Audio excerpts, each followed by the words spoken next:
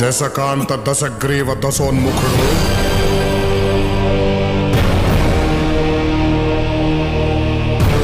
సురలోకాధినేత ఆసురుల చక్రవర్తి లంకాధిపతి ఈ రావణాసురుడు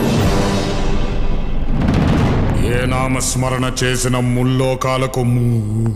చెమటలు పట్టునో, ఏ నామము జపించిన అష్టదిక్పాలకులు అష్ట కష్టాలు పడుదురో, ఏ నామము తలచిన హరులు సురులు గజగజ వణికిపోవుదురో, అట్టి పరాక్రమవంతులైన మమ్ములను తుచ్చులు నీచులు